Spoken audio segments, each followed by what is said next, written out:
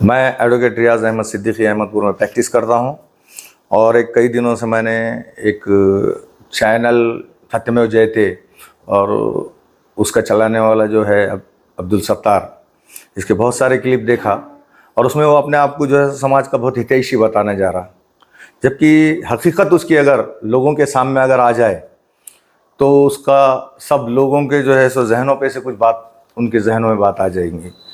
इसलिए मैं आज ये पत्रकार परिषद लेकर ख़ास तौर पे समाज को जागरूक करने की नीयत से मैं बताना चाह रहा हूँ कि ये जो समाज का जो रक्षक बोल के जो आ रहा है, तो आपको लास्ट में ये डिसाइड करना है कि ये रक्षक है या भक्षक है। मैं सिर्फ आपके सामने कुछ उसकी सच्चाई बताने की कोशिश करूँगा।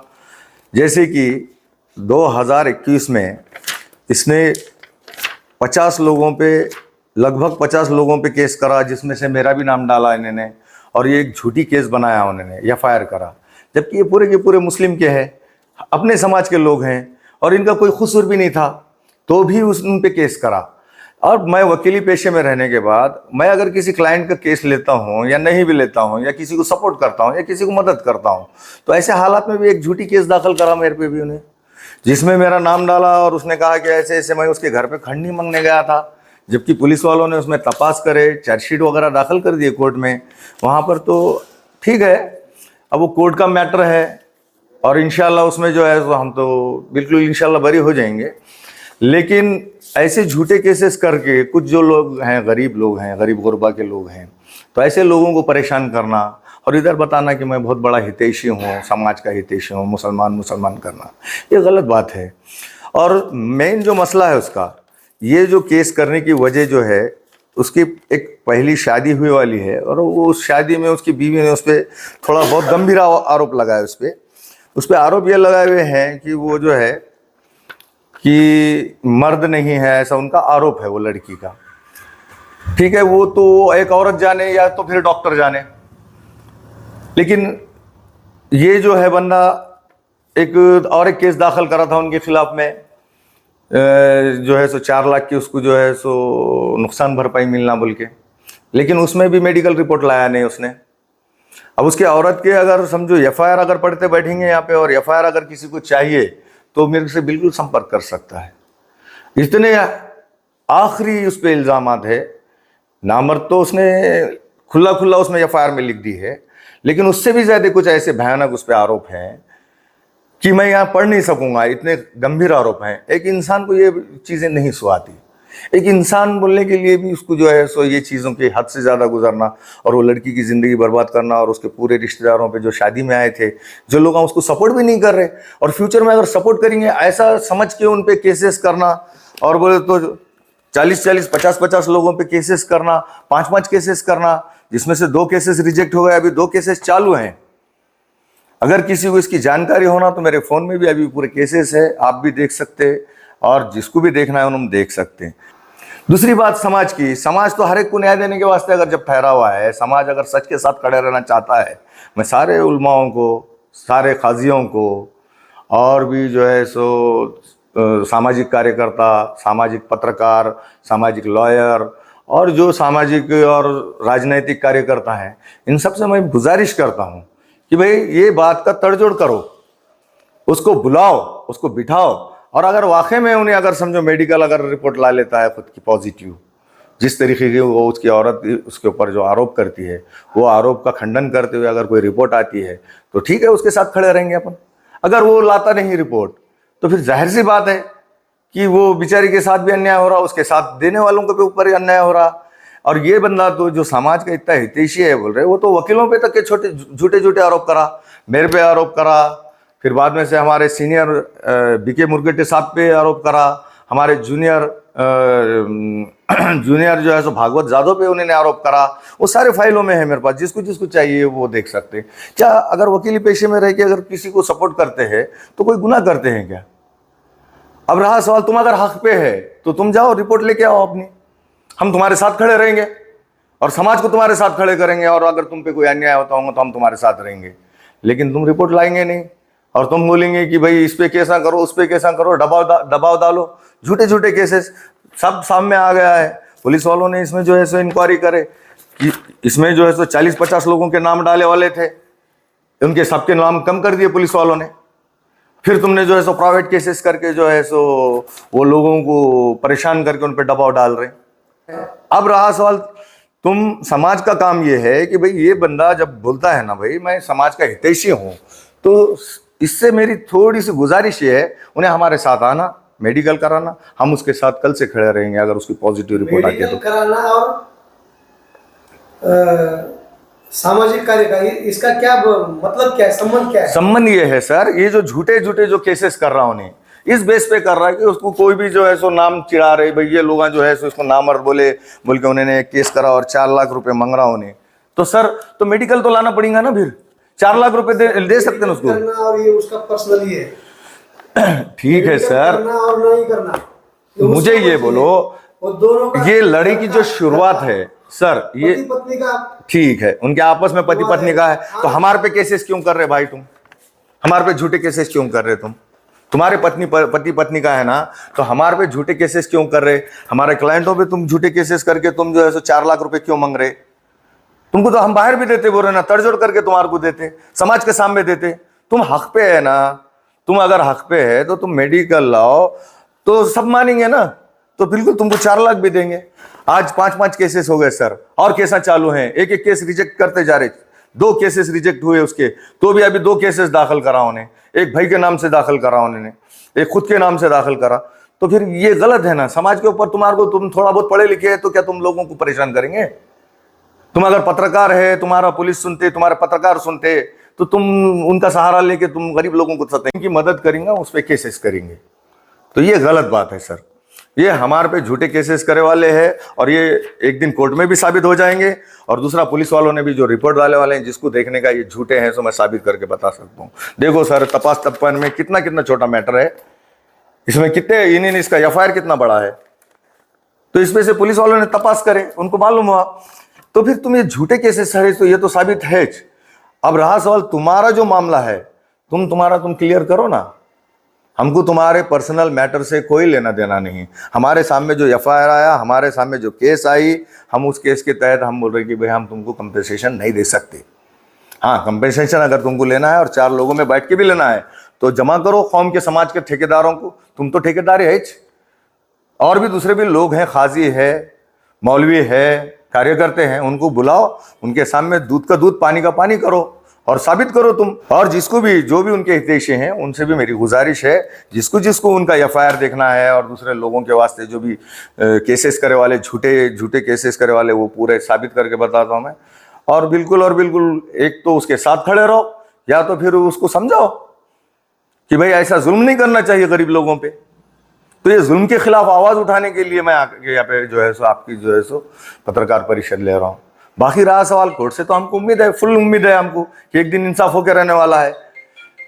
तो आप सबसे गुजारिश है, जिसको जिसको भी ये चीज देखना है, एफआईआर और जो है सो हमारे लोगों पे एफआईआर हुए वाले, फिर वो कैसे झूठे एफआईआर हैं, फिर उसके ऊपर जो एफआईआर उसके पहली पत्नी ने किया हुआ है, वो भी एफआईआर के कॉपीज वो मेरे पास हैं, और जो भी डॉक्यूमेंट्स हैं वो बिल्कुल कोई भी आके देख सकते हैं और ये सच्चाई देख सकते हैं। जो अपनी बीवी को, अपने घर को, समाज को, बीवी को इंसाफ नहीं दे सकता, जो लोगों पे नाइंसाफी कर सकता, जो जुल्म करता झूठे केसेस करके, वो समाज के लिए हितकारक हो सकता है क्या?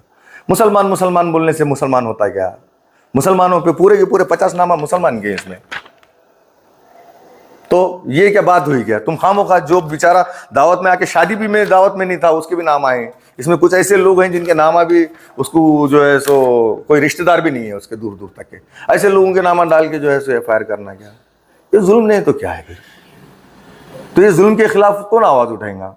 अगर आप पत्रकार बंधु हैं, फिर बाद में सामाजिक कार्यकर्ता हैं, और बोले तो मुल्ला मौलवी हमारे जो भी हैं, उन्होंने सब एक जगह आना, बैठना, इसका निकालना तड़जोड़ करके, और ऐसे झूठे केसेस से लोगों को बचाना।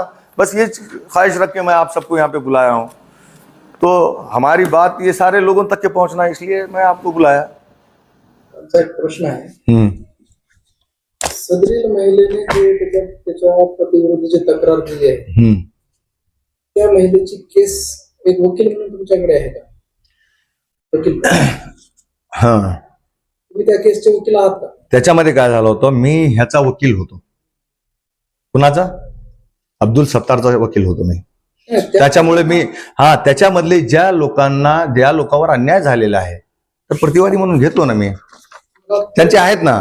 त्या प्रकरणामध्ये तुम्ही वकील म्हणून काम बघताय का? त्या प्रकरणात ते पोलीस बघत आहे. ते FIR झालेलं आहे तर ते पोलीस बघणार. परंतु ज्या लोकांच्या विरोधात ह्यांनी मानहानीचा दावा दाखल केलेला आहे त्या लोकांचा वकील मी आहे आणि माझ्या सही निशी मी दिलेला आहे हा अर्ज. दुसरा प्रश्न, 2021 प्रकरण आज 2025 ला मीडिया समोर आणण्याची गरज का वाटली? गरज ह्याच्यासाठी वाटली कारण हा आपल्याला स्वतःला फार सामाजिक सेवक म्हणतो ना, तर समाजाच्या लोकांना कसं काय त्याने वेटीस धरून न्याय प्रविष्ट प्रकरण असताना आजच का मुद्दा समोर आणावा? न्याय प्रविष्ट आहे का? न्याय प्रविष्ट आहे हे खरं आहे, परंतु हा वारंवार ह्याची माहिती असायला पाहिजे ना लोकांना. समाजामध्ये काय चाललंय समाजाला बी माहित असावं ना. न्यायप्रविष्ट असलं म्हणजे काय, न्यायालयामध्ये काय चालू आहे ते सांगणं गरजेचं आहे ना. तुम्ही स्वतः एक पेशाने वकील आहात आणि एखाद्याचा कौटुंबिक विषय त्यामध्ये पती पत्नीचे विषय अन्य गोष्टी असतील तर त्या तुम्ही प्रसार माध्यमावर तुम्ही जग जाहीर करताय. हे कुठेतरी विसंगती. हे सारे जे आरोप आहेत ह्याच्यामध्ये मी वकील आहे. पहिल्यांदा तुम्ही काय म्हणलो की वा हे तुम्ही वकील आहात का, तर मी हे जे प्रतिवादी आहेत 8, 10, 11 ह्या प्रतिवादीकडून मी माझं वकील पत्र आहे आणि आमच्या क्लायंटला सुद्धा त्यांनी मागितले आणि माझा स्वतःचा अर्ज आहे त्याच्यामध्ये वकील म्हणून मी दिलेला आहे. आणि राहिला दुसरा प्रश्न काय विचारला तुम्ही, 21 ते 25 हा वेळ का लागला? का लागला? कारण हा एक पत्रकार आहे आणि कधीच ह्यांना पत्रकार परिषद घेण्यासाठी ह्याच्या पूर्वी बी इतके पत्रकार असून सुद्धा त्याचा FIR सार्वजनिक कधीच झालेला नाही. त्याच्या बाबतीत एक छोटीशी बी न्यूज आली नाही. कारण त्यांना जसं बोलतोय की पत्रकार पोलीस हे ते, तर हा आहे त्याच्यामधला. हा कधीच त्यांना कधी समोर येऊ दिलेला नाही पत्रकारांना. अजून एक प्रश्न आहे, मागणी केली होती कोर्टाकडे त्याच्या पुरुषत्वाचं सिद्ध करण्याचं प्रमाणपत्र मागणी केलं होतं, कोर्टाने ते तुमच्याकडून नाकारले, फेटाळले. मग ज्या अर्थी कोर्ट फेटाळू शकते त्याची गरज तुम्हाला काय वाटते? त्याने का सिद्ध करावं? ह्यानं ह्याच्यासाठी सिद्ध करावं, समाजाचं फार हितैषी आहे ना, समाजापुढे सिद्ध करावं ह्यानं. कोर्टापुढे तर त्याला काय 4 लाख रुपये हे मिळणार नाही ते आम्हाला माहित आहे. कारण तो जोपर्यंत आणत नाही ते कोर्ट बी देणार नाही. परंतु समाजापुढे जे सामाजिक जे म्हणतो ना तो मी समाजासाठी झगडणारा लढणारा आहे, तर स्वतःची सत्यता तर दाखवावी लागेल का नाही?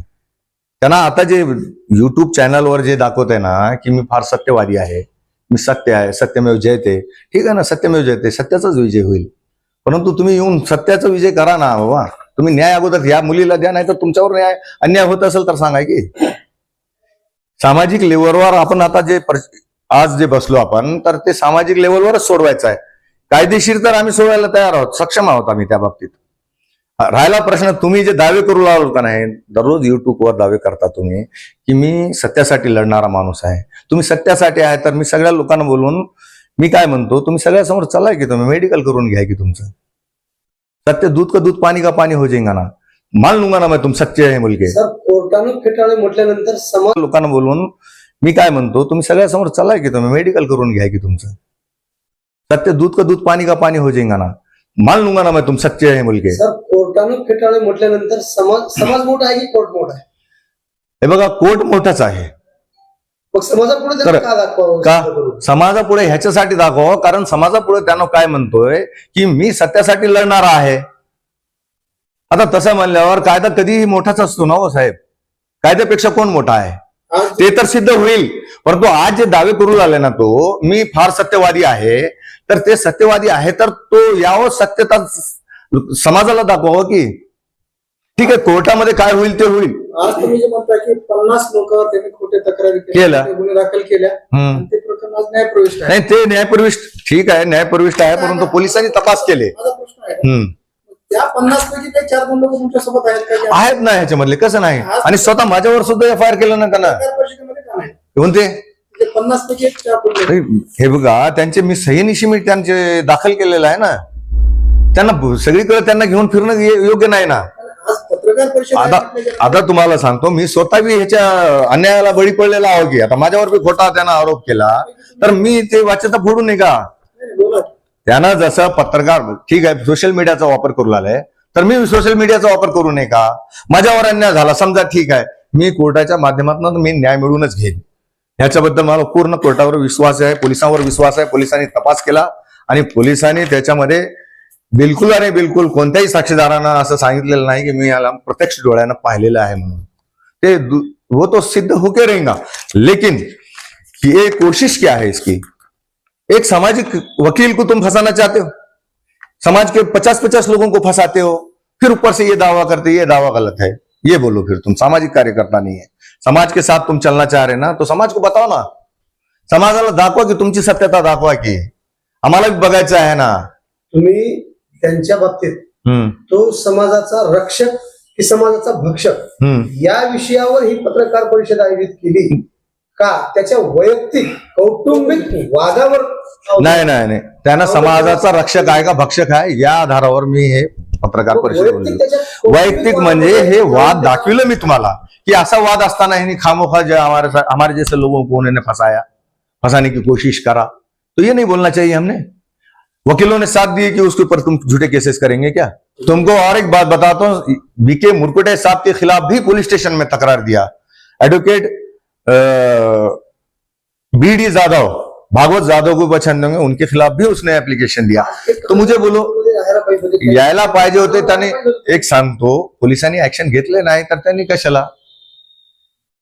आता आम्हाला बी घ्यायची ऍक्शन नाही, परंतु हे समाजाचा ठेकेदार बनतो का नाही, ठेकेदार बनतो तर त्या ठेकेदाराला आम्ही म्हणतो की बाबा चला तुम्ही मेडिकल करून घ्या,